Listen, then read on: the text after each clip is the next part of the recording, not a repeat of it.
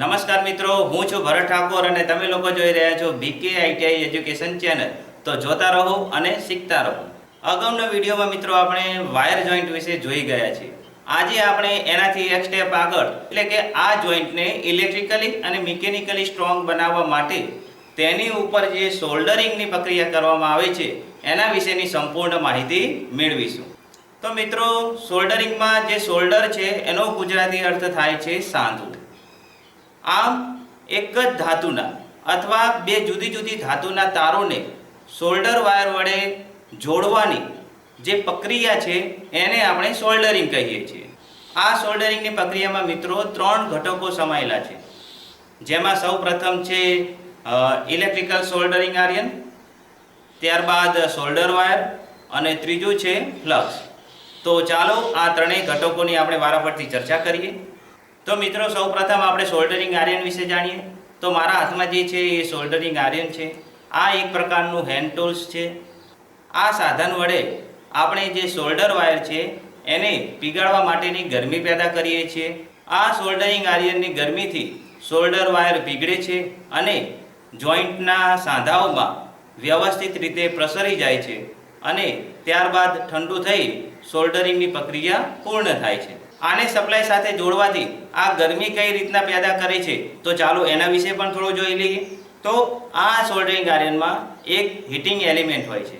આ જે heating element હોય છે મિત્રો, એ નાઇક્રોમ ધાતુમાંથી બનાવવામાં આવેલું હોય છે અને આ જે નાઇક્રોમ હોય છે એનો રેઝિસ્ટન્સ એકદમ વધારે હોય છે. તો જ્યારે આ હીટિંગ એલિમેન્ટમાં કરંટ પસાર થાય છે ત્યારે નાઇક્રોમ વાયરના રેઝિસ્ટન્સના લીધે બંને વચ્ચે ઘર્ષણ થાય છે અને કરંટ અને રેઝિસ્ટન્સ વચ્ચેના ઘર્ષણના લીધે અહીં પુષ્કળ માત્રામાં ગરમી પેદા થાય છે. આ હીટિંગ કોઇલની સાથે સોલ્ડરિંગ આયર્નની ટીપ જોડેલી હોય છે. આથી હીટિંગ એલિમેન્ટની જે ગરમી હોય છે એ આ સોલ્ડરિંગ આયર્નની ટીપને મળે છે અને આ ટીપ આપણે સોલ્ડર વાયરની સાથે અડાડી રાખીએ છીએ, જેથી આની ગરમી સોલ્ડર વાયરને મળે છે અને સોલ્ડર વાયર પીગળે છે. મિત્રો, આ જે સોલ્ડરિંગ આયર્ન છે એની જે આ ટીપ છે એ ટીપ કોપરમાંથી બનાવવામાં આવેલી હોય છે. આ પ્રશ્ન મિત્રો તમારી એક્ઝામમાં ખાસ પૂછવામાં આવતો હોય છે, તો ખાસ યાદ રાખવું કે સોલ્ડરિંગ આયર્નની જે ટીપ હોય છે એ કોપરમાંથી બનાવવામાં આવે છે. મિત્રો, આ જે ટીપ છે એ કોપરમાંથી જ કેમ બનાવવામાં આવે છે? તો એનો સરળ જવાબ એ છે કે કોપર જે છે એ ગરમીનું રૂપાંતર સરળતાથી કરી શકે છે. આ સોલ્ડરિંગ આયર્નનું હેન્ડલ છે જે લાકડાનું અથવા ઇન્સ્યુલેટિંગ મટીરિયલમાંથી બનાવવામાં આવેલું હોય છે. ત્યારબાદ આ સોલ્ડરિંગ આયર્નનો સપ્લાય કોડ છે. સોલ્ડરિંગ આયર્ન બાદ સોલ્ડરિંગ પ્રક્રિયાનું જે બીજું ઘટક છે જેને કહેવામાં આવે છે સોલ્ડર વાયર. આ સોલ્ડર વાયરનું મુખ્ય કાર્ય સોલ્ડરિંગ આયર્નની ગરમીથી પીગળી જઈ જોઈન્ટ ઉપર જે ખાંચા હોય છે એમાં વ્યવસ્થિત રીતે પ્રસરવાનું કાર્ય આ સોલ્ડર વાયરનું છે. આ સોલ્ડર વાયર છે મિત્રો, એનું જે ગલન બિંદુ છે એ આપણા જોઈન્ટના ગલન બિંદુ કરતાં ઓછું હોવું જોઈએ, તો જ એ આપણા જોઈન્ટ ઉપર પ્રસરશે. ગલન બિંદુ એટલે જે તાપમાને આપણી જે ધાતુ છે એ ઓગળવાનું શરૂ કરે છે એ તાપમાનને તે ધાતુનું ગલન બિંદુ કહેવામાં આવે છે. મિત્રો, આ ગલન બિંદુના બાબતના લીધે જ આ જે સોલ્ડર વાયર છે એને બનાવવા માટે 2 મિશ્ર ધાતુઓનો ઉપયોગ કરવામાં આવે છે, જેમાં એક ધાતુ છે લેડ અને બીજી ધાતુ છે ટીન. આ લેડ અને ટીન આ બંને ધાતુને યોગ્ય પ્રમાણમાં મિક્સ કરી આપણો આ સોલ્ડર વાયર બનાવવામાં આવે છે. જુદા જુદા સોલ્ડરિંગ કાર્ય માટે મિત્રો આ જે લેડ અને ટીન આ બંનેનું જે મિશ્રણ છે એ બદલાતું રહે છે. આપણે ઇલેક્ટ્રિશિયન કાર્ય માટે મિત્રો જે સોલ્ડર વાપરીએ છીએ તે સોલ્ડરમાં 40% લેડ અને 60% ટીનનું મિશ્રણ કરેલું હોય છે.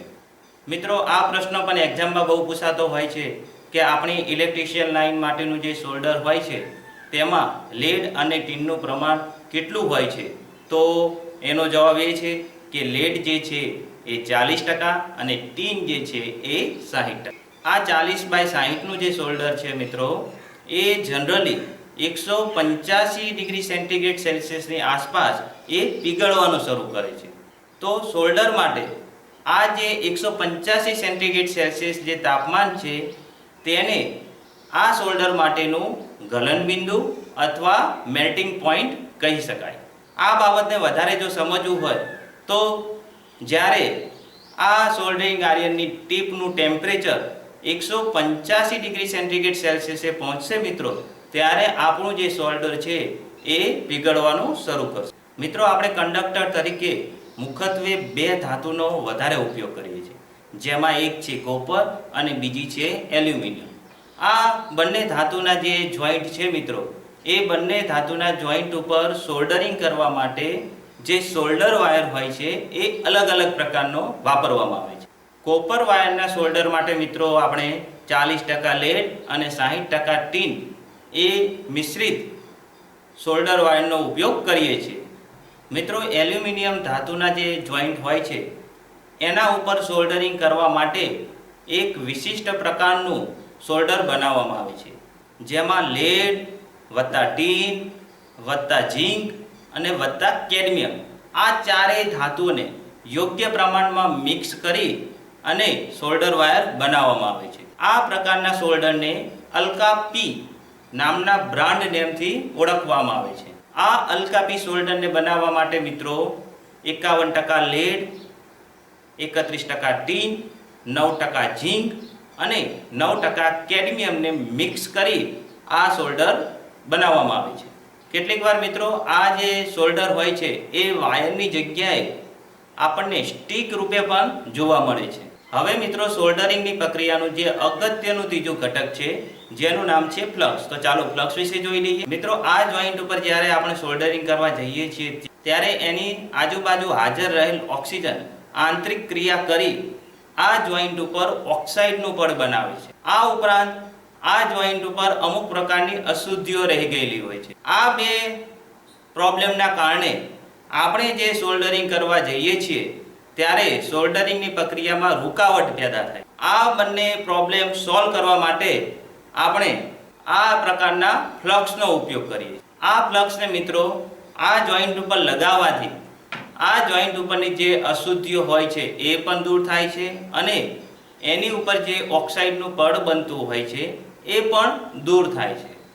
આથી આ ફ્લક્સને ડીઓક્સિડિંગ એજન્ટ પણ કહેવામાં આવે. મિત્રો, આ જે ફ્લક્સ હોય છે એ પાવડર રૂપે, પ્રવાહી રૂપે કે આ રીતે પેસ્ટ રૂપે પણ માર્કેટમાં મળી રહે છે. જેવી રીતના આપણે સોલ્ડરની વાત કરી હતી મિત્રો કે એલ્યુમિનિયમ અને કોપર એ બંને માટે સોલ્ડરની જે રચના છે એ અલગ અલગ છે, તો એ જ રીતના આ જે ફ્લક્સ છે મિત્રો એ ફ્લક્સ પણ કોપર જોઈન્ટ માટે અલગ અને એલ્યુમિનિયમના જોઈન્ટ માટે અલગ અલગ હોય છે. ધારો કે મિત્રો તમારે કોપર જોઈન્ટ ઉપર સોલ્ડરિંગ કરવું છે તો તમે આ ટાઈપનો રેઝિનયુક્ત ફ્લક્સનો ઉપયોગ કરી શકો છો.